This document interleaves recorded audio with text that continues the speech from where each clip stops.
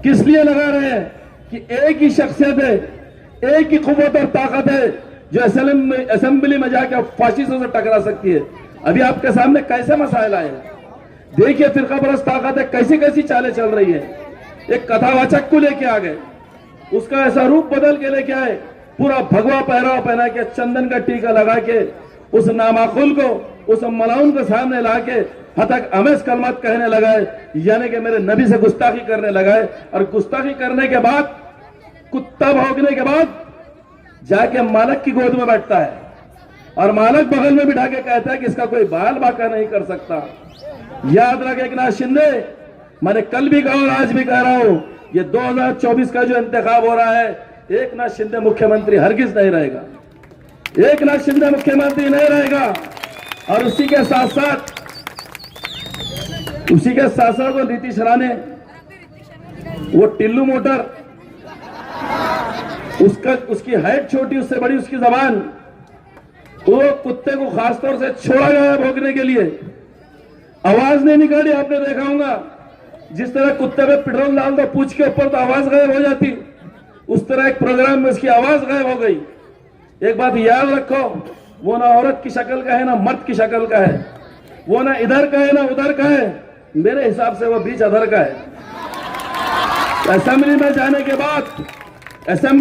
के बाद अगर इन आवारा कुत्तों को काल कोठरी में डालने का काम अगर कोई करेंगे तो सैयद इम्तियाज जलील साहब करेंगे, सैयद इम्तियाज जलील साहब करेंगे। ये हमारा यकीन है, ये हमारा मुकम्मल यकीन है। क्यों तो जिम्मेदार हाथों में आप ख्यादत दीजिए। बहुत दिल जले भी आएंगे, बहुत इंसाफ की दुआएं देने वाले आपके पास में आएंगे। हाय रे मेरा टिकट, हाय रे मेरा वक्त, हाय रे मेरे को 5 मिनट नहीं मिले, हाय रे मेरे को 10 मिनट नहीं मिले। अरे 10 साल तुमको देगा झक मार रहे थे क्या? 10 साल का टाइम तुमको दिएगा, झक मारते फिर रहे थे, सिर्फ मजलिस को, मुसलमानों के इत्तेहाद को नुकसान पहुंचाने का काम कर रहे। और आज भी मैदान अमल में इंतखाब के उतरे हैं तो माले जर के भरोसे के ऊपर सिर्फ मुस्लिम कौम को, नौजवान बच्चों को गुमराह करने का काम कर रहे हैं। आज भी वक्त है, इत्तेहाद को तोड़ने की कोशिश मत करो। अकेले और तना रह जाओगे, अकेले तना रह जाओगे। क्यों तो यह मुसलमानों का इत्तेहाद बहुत कुर्बानियों के बाद खड़ा हुआ है, बहुत कुर्बानियों के बाद खड़ा हुआ है। तो अजीज साथियों और दोस्तों, आने वाली 20 तारीख को और 20 तारीख से पहले बहुत आएंगे, अभी जोकरा बहुत आएंगे, तरह तरह के जादूगर। कोई पिछले इलेक्शन में कोई किसकी आंख निकाल रहा था, कोई किसके गर्दन तोड़ रहा था, कहाँ है वो सूरमा, किधर गए हो? तो देखिए लच्छेदार बात करने वाले ये लोग, ये बरसाती कीड़े सिर्फ तुमको इंतखाब के टाइम पे मिलेंगे, उसके बाद बेरों में छुप जाते। एक ही बात आप लोग से कहूंगा, जैसा यहां पर अभी कहा गया है, तस्लीमा नसरीन का जिक्र किया गया है और उसी तरह हमारे नबी की शान में गुस्ताखी करने के बाद एहतजाज की बात की है। लेकिन एक बात याद रखो, 1986 के बाद से लेके 2014 तक मेरे बुजुर्ग यहाँ पर मौजूद है और समझते होंगे इस बात को कि मुसलमानों का कोई आमदार नहीं था, मुसलमानों का कोई एमएलए नहीं था। बहुत मायूस थे हम, हर बार हमारी सियासत और कुव्वत बेमायने होकर रह जाती थी। मजलिस इत्तेहादुल मुस्लिमीन और मेरे कायदे मोहतरम असद अवैसी साहब ने जब अपना परचम औरंगाबाद के अंदर लेके आया तो एक नया शेर, एक नई कुव्वत ताकत इम्तियाज जलील के हमारे सामने एमएलए की शक्ल में सामने आई। ईमानदारी से, बयानतदारी से 5 साल काम करने के बाद 1980 में आखिरी बार आपने, मेरे बुजुर्गों ने देखा होगा, 1980 में आखिरी हमने मेंबर ऑफ पार्लियामेंट काजी सलीम साहब को देखा था।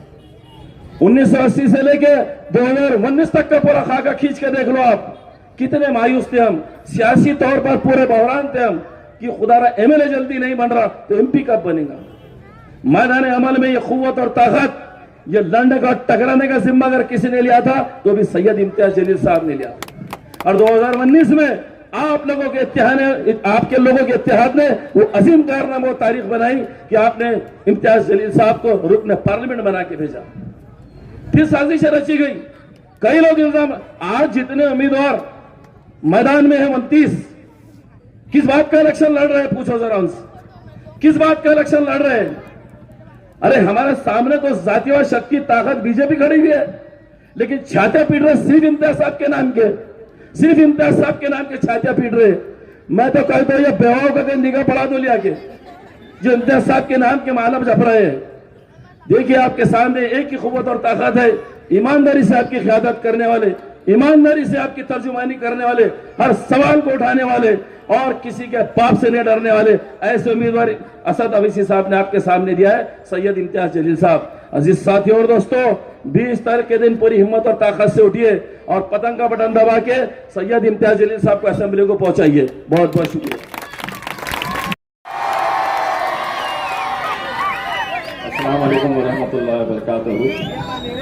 इस इलाके के तमाम मुअज़्ज़ज़ शख्सियात जो स्टेज पर मौजूद है, जनाब मोइन खान साहब, जनाब अजीम भाई साहब, बाबर पेंटर साहब, अतीउल्लाह भाई, समद भाई, बशीर भाई, सईद भाई, मुन्ना भाई, इदरीस भाई दूध वाले, अरशद भाई, एक्स कॉरपोरेटर निसार भाई साहब, जलील भाई, इस इलाके के हमारे मजलिस इत्तेहाद उल मुस्लिमीन के जिम्मेदारान, यहाँ पर मौजूद नौजवानों और साथियों। एक दौर था कि जब मुसलमानों से लोग कुछ सीखा करते थे, हमारे अमाल हमें देखकर वो बहुत कुछ सीखते थे। एक यही थी कि हमारी एक मिसाल हुआ करती थी। आज वक्त ऐसा आ गया है कि मराठा समाज का एक लीडर अपने समाज के पूरे उम्मीदवारों को आदेश देता है कि तुम बैठ जाओ, और सौों की तादाद के अंदर पूरे महाराष्ट्र के अंदर जिन मराठा समाज के उम्मीदवारों ने फॉर्म भरा था, वो बिना कुछ सवाल किए पूरे अपने फॉर्म वापस ले लेते हैं। अब हम सीखे तो किससे सीखे कि सेंट्रल के अंदर शिवसेना के दो उम्मीदवार आपस में लड़ रहे, आपस में एक दूसरे के कट्टर दुश्मन, सियासी रंजिश, लेकिन एक पीछे हट जाता है ये कहकर कि अगर हम दोनों लड़ लेंगे तो मजलिस आ जाएगी, 2014 दोहराया जाएगा, और वो अपनी आमदारगी की कुर्सी की कुर्बानी दे देता है, सिर्फ इस डर, इस खौफ से कि कहीं मजलिस ना आ जाए। एक हम है कि हमें हराने के लिए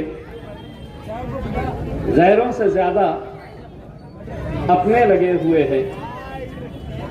28 उम्मीदवार मुसलमानों के खड़े किए गए। उन 28 में से 10 तो बैठ गए, 15 अब भी बाकी है। 2 या 3 के फॉर्म्स रिजेक्ट हो गए थे। अब आप सोचिए कि ये खुद खड़े हुए हैं या इन्हें किसी को हराने के लिए खड़ा किया गया है।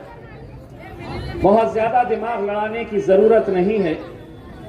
मैं हमेशा ये बात कहते हुए आया हूं, इस मुल्क से मुसलमानों की क़यादत खत्म हुई है तो उसके लिए गैरों से ज्यादा कुछ अपने ही लोग जिम्मेदार हैं। आज 15 उम्मीदवार मुसलमानों के अपने अपने गली में, अपने अपने महल्लों में घूम रहे हैं, ये अच्छी तरह से जानते हुए कि इलेक्शन हम जीतने वाले नहीं हैं। लेकिन कल खुदा ना करे अगर ये 15 उम्मीदवार, अगर 100 वोट भी एक ने लिया और अगर जीत और हार का फासला 1500 वोट का रहा, तो आप सोचिए आज से 5 महीने पहले जब लोकसभा का नतीजा आ रहा था, न जाने कितने ऐसे लोग थे जो उस वक्त मस्जिद में सजदे में अल्लाह से दुआ कर रहे थे कि अल्लाह, ये महाराष्ट्र की एकलौती एक मुस्लिम सीट है, उसे तो किसी तरह से निकाल दे। एक रात पहले इबादत में हमारी माएं और बहनें बैठी हुई थी। कितनी ऐसी अनजान माएं और बहनों को मैं जानता हूं जो मेरे लिए रोजे रख रही थी, हमारी कामयाबी के लिए दुआएं कर रही थी। नतीजा आया, अल्लाह की मर्जी, उसके बगैर पत्ता भी नहीं हिलता है। कहीं ना कहीं अल्लाह की कुछ मसलहत रही होगी। हो सकता है कि यहां गिराकर कहीं और उठाना होगा। इसीलिए वहां पर जब नाकामियां हुई तो लोग समझे अब मजलिस यहां से खत्म हो गई है। कुछ लोग खुश हो रहे थे, जो लोग हमारे मोहल्लों में, हमारी होटलों में, हमारे घरों तक आ रहे थे ये कहने के लिए कि हमें यहां पर शिवसेना को इस वजह से वोट देना है ताकि वहां पर नरेंद्र मोदी जीत कर ना आए, नरेंद्र मोदी की हुकूमत ना बने। ऐसे न जाने कितने लोग आपसे मिले होंगे, आपको समझाने की कोशिश किए होंगे। नतीजा क्या हुआ? नरेंद्र मोदी वहां पर आ गया, लेकिन यहां पर आपका भाई, आपका बेटा, आपका दोस्त हार गया। क्या हासिल किए हमने? आखिर हमने इसमें हासिल क्या किए? जिसकी हुकूमत बननी थी बन गई, लेकिन आज उस ऐवान के अंदर मेरे कायद बैरिस्टर असदुद्दीन अवैसी साहब जब अकेले बैठते हैं तो मैं उन्हें जितना अकेला महसूस करता हूं, असद साहब हर रोज उस कमी को महसूस करते हैं जो 5 साल हम दोनों ने इस कौम की आवाज को वहां पर बुलंद आवाज के अंदर, नरेंद्र मोदी हो, अमित शाह हो, हुकूमत हो, भारतीय जनता पार्टी की आंखों में आंखें डालकर सवाल करते रहे। कभी असद साहब करते रहे, कभी आपका ये बेटा इम्तियाज जलील नरेंद्र मोदी की आंखों में आंखें डालकर सवाल करता रहा। आज कहीं ना कहीं जब असद साहब ये कहते हैं कि मेरा बाजू इम्तियाज जलील मेरे साथ नहीं है, मुझे इसका बहुत अफसोस है। ये लोकसभा का इलेक्शन हुआ, मैंने असद साहब से कहा कि असद साहब मैं वो खुशनसीब इंसान हूं जिसे मेरी शहर की आवाम ने 10 साल अपने कांधे पर बिठा कर रखा, अपने दिल में बसाया, मेरे लिए दुआएं करते थे। मैं अब आगे इलेक्शन नहीं लड़ना चाहता हूं। मैंने कहा असद भाई बहुत लोग हैं, अच्छा काम करते हैं, उन्हें हम बढ़ाएंगे। मैं पूरे महाराष्ट्र का दौरा करके ज्यादा से ज्यादा सीटें चुनकर लेकर आऊंगा। लेकिन असद भाई सुनने के लिए तैयार नहीं थे। उन्होंने कहा कि इम्तियाज, किसी भी हालत के अंदर तुम्हें महाराष्ट्र की विधानसभा के अंदर जाना है। इसलिए जाना है कि वहां पर आज महाराष्ट्र में जो हालात है, भाजपा, एकनाथ शिंदे की शिवसेना, अजीत पवार की राष्ट्रवादी कांग्रेस, इससे बदतर क्या हालात हो सकते हैं मेरे भाइयों? इससे बदतर क्या हालात हो सकते हैं कि जिसको हम अपनी जिंदगी से ज्यादा, अपनी जान से भी ज्यादा अहमियत देते हैं, जो हमारे लिए सब कुछ है, हमारी पहचान, हमारी शिनाख्त, हमारा वजूद जिसकी वजह से है, आज खुले तौर पर हमारे नबी करीम सल्लल्लाहु अलैहि वसल्लम के खिलाफ खुलेआम गुस्ताखी होती है और पूरा महाराष्ट्र खामोश, कोई बोलने के लिए तैयार नहीं। ए बाहर जाइए आप, बेटा खामोश बैठो ना रे। कोई बोलने के लिए तैयार नहीं। अल्हम्दुलिल्लाह हम एक आवाज लगाते हैं। लोगों को हाथ जोड़कर मैंने कहा, तमाम सियासी पार्टियों को, किसी का झंडा नहीं रहेगा, किसी का मफलर नहीं रहेगा, कोई पार्टी का बैनर नहीं रहेगा। मैं तुमसे हाथ जोड़ता हूं, कांग्रेस के मुसलमानों, राष्ट्रवादी के मुसलमानों, शिवसेना के मुसलमानों, एक बार बाहैसियत मुसलमान इस मुद्दे के ऊपर एक प्लेटफॉर्म के ऊपर आ जाओ। बड़े अफसोस के साथ मेरे भाई, बड़े अफसोस के साथ, जब अजीम और शान रैली मुंबई की तरफ निकली तो इस शहर के हमारे कुछ लोग इस इंतजार में थे कि रैली को कहां पर रोका जा रहा है, अच्छा दिखाया जा सके, कहां इन्हें गिरफ्तार किया जाता है, कहां इन्हें हिरासत में लिया जाता है। इंतजार कर रहे थे। लेकिन अल्हम्दुलिल्लाह एकजहती की ताकत क्या होती है। उस दिन पूरे महाराष्ट्र के मुसलमानों ने दिखा दिया था और एक पैगाम दिए थे हमने, और वो पैगाम ये था कि ये कौम कोई मुर्दार कौम नहीं है, हम भी जिंदा कौम है, हम भी जिंदा है, हम भी मैदान में उतर सकते हैं, जमहूरियत के अंदर पुरअमन तरीके से हम भी अपना एहतजाज दर्ज करा सकते हैं। मेरे भाइयों, क्या होगा, कैसी कैफियत थी आपकी वो दिन जब नतीजा निकला था लोकसभा का। मैं आज भी सोचता हूं तो मेरे आंख पे कांटे आते हैं। मैंने ऐसे ऐसे नौजवानों को बिलक बिलक कर रोते हुए मेरे घर के सामने देखा। मैंने ऐसे बुजुर्गों को मेरे घर के गेट के पास खड़े रहकर थरथरा रहे, आंख से आंसू टपक रहा, दुआएं कर रहे थे, नहीं हुआ। लेकिन इतना होने के बावजूद भी क्या आज भी हम उन साजिशों को नहीं समझेंगे जो आज हमारे शहर में हो रही है।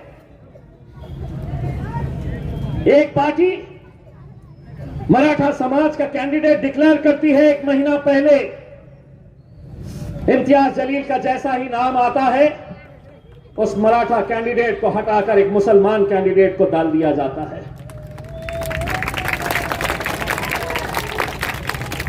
क्या मकसद है, क्या मंशा है? सिर्फ हमारी क़यादत को खत्म करना। कितने सीटें लड़ रही है मजलिस? कितने ऐसे लोग हैं जो आपको ये कहे होंगे, बार बार कहते होंगे, ये मीडिया वाले हमसे कहते होंगे, आप तो भारतीय जनता पार्टी की बी टीम है।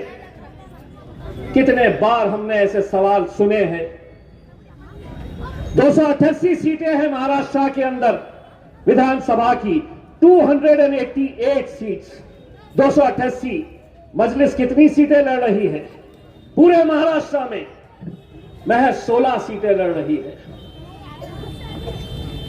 ज्यादा लड़ो तो परेशानी, इतने कहीं को लड़ रहे, इन्होंने लड़े तो उसको फायदा होता। अब 16 लड़े, देखे इम्तियाज जलील ने कुछ तो कर लिया। 16 कहीं को लड़ाया, इतने कम क्यों लड़ाया? ये सवाल भी आज उठाया जा रहा है। हमने ये तय किया,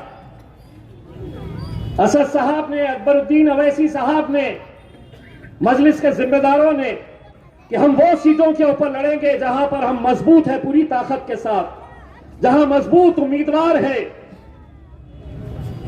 यहां तो यही कहा गया था कि अतुल सावे को जिताने के लिए इम्तियाज जलील सबसे कमजोर कैंडिडेट डालने वाला है। मैं हूं वो कमजोर कैंडिडेट।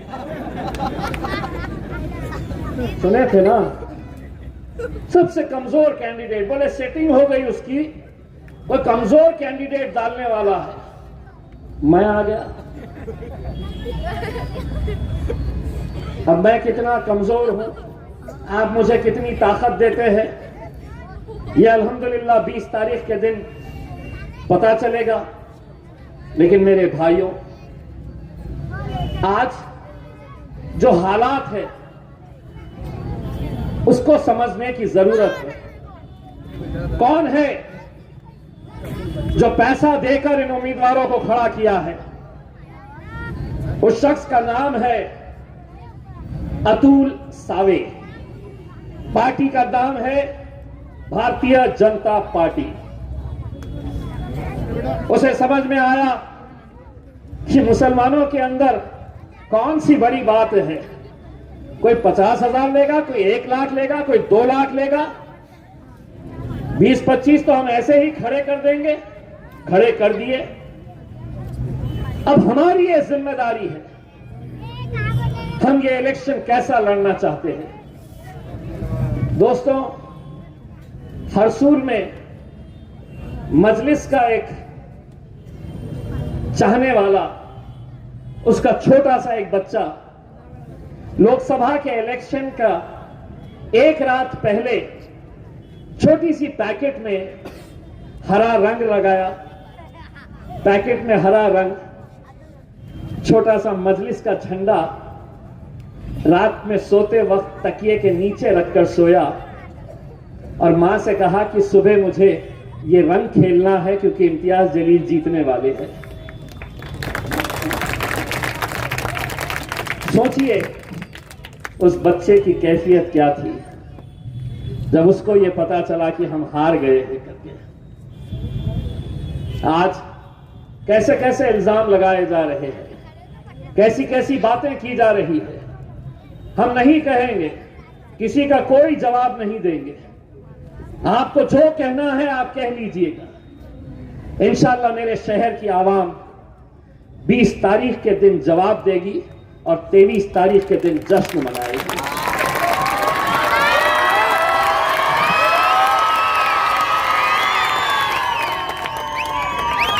आज खबर आई कुछ मुसलमान इलाकों के अंदर कुछ मुसलमान जो उस एरिया के दलाली का काम करते हैं, गरीब बस्तियों में जाकर लोगों के वोटर आईडी कार्ड और आधार कार्ड जमा कर रहे हैं। यह आप गौर से सुनिए, हो सकता है कि आपकी गली, आपके मोहल्ले, आपके बस्तियां और आपके घर तक भी ये लोग आएंगे। आपसे कहा जाएगा कि आपका वोटर कार्ड दो, आपका आधार कार्ड हमारे पास जमा करा दो, उसके बदले में ये 300 रुपये लो या 500 रुपये लो। हराम की बहुत दौलत है, हो सकता है उसके बदले 1000 रुपये भी आपको दे दें। लोकसभा के अंदर ये सारे खेल खेले गए थे। भारतीय जनता पार्टी, एकनाथ शिंदे के लोगों ने मुसलमानों की बस्तियों में जाकर इलेक्शन से पहले गरीब बस्तियों में वोटर आईडी कार्ड लिए, आधार कार्ड लिए, पैसा उन्हें दिए, रात में इंक लगा दिए, वोट हो गया आपका। दूसरे दिन आप वोट डालने नहीं जा सकते, इंक लग गई है हाथ पे, पैसा आपको मिल गया है। मेरे नौजवानों, ये तुम्हारी जिम्मेदारी है, तुम्हें चौकन्ना रहना है।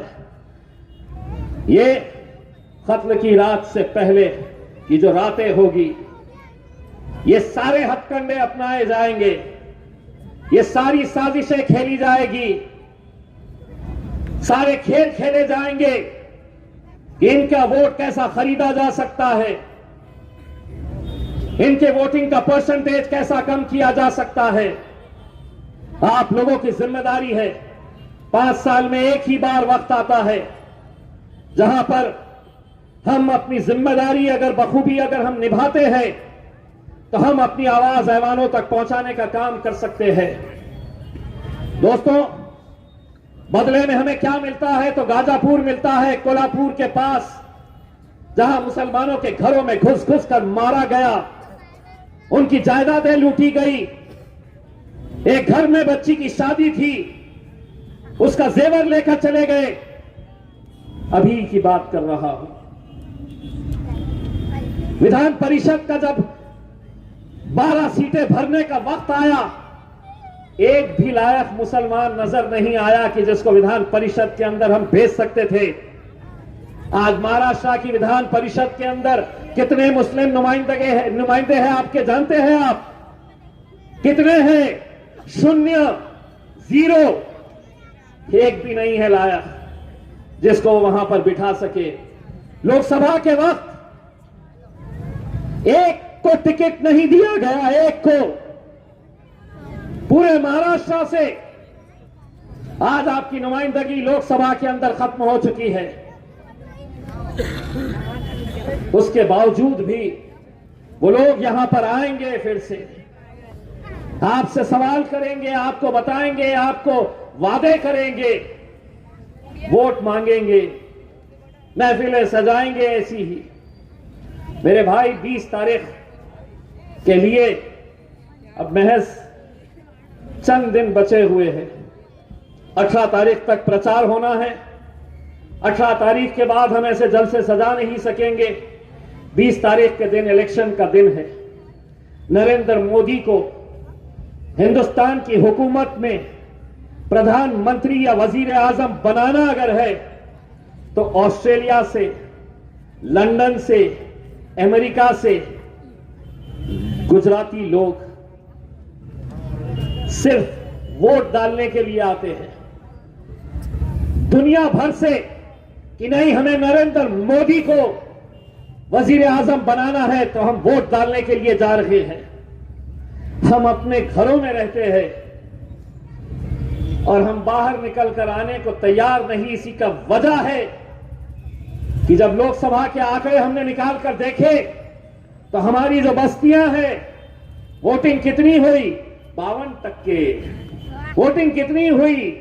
54%, 55%, 58%। बाकी 40% कहां है?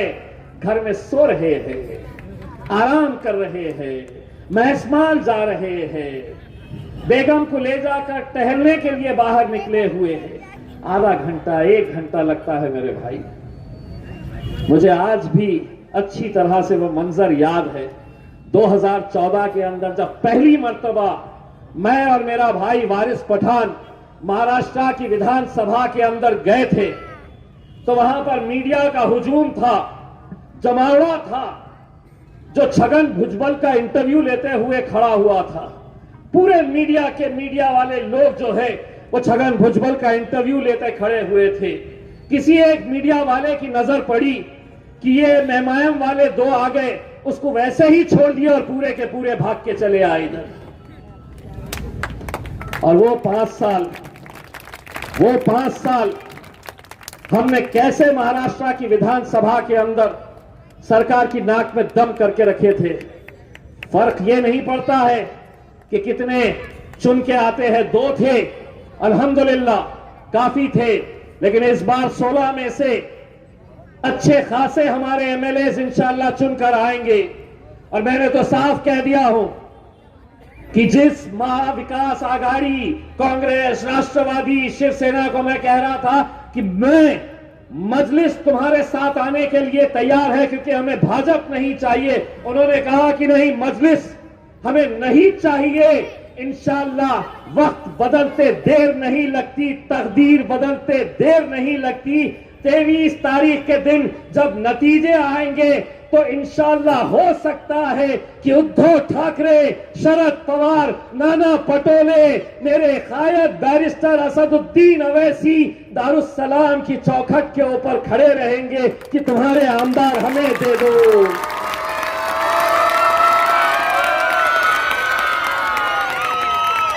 तुम्हारे एमएलए हमें दे दो, हमें हुकूमत बनानी है। और अल्लाह ने चाहा, कुछ भी हो सकता है मेरे भाई।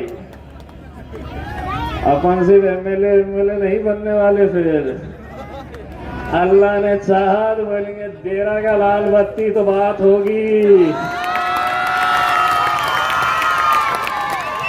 सौदेबाजी होगी, फुकट का कुछ नहीं। दे रहा सपोर्ट तेरे को, मेरे को कितने मंत्री पद दे रहा ये बोल करके मेरे भाई। अब ये इलेक्शन ये समझ लो एमएलए का नहीं, तुम्हारा बेटा, तुम्हारा भाई, तुम्हारा दोस्त toy toy toy toy toy toy करके आएगा। जो मुझे हराने में लगे हैं उनके घर के सामने से toy toy toy toy toy toy करके जाएगा। मेरे भाई, आप लोगों से अदबन गुजारिश है, 20 तारीख के दिन अपनी जिम्मेदारी को निभाइएगा, किसी के बहकावे में मत आइएगा और मजलिस इत्तेहादुल मुस्लिमीन को कामयाब करिएगा। जाते जाते वैसे एक बार लगाते जाइए मेरे साथ, नारे तकबीर।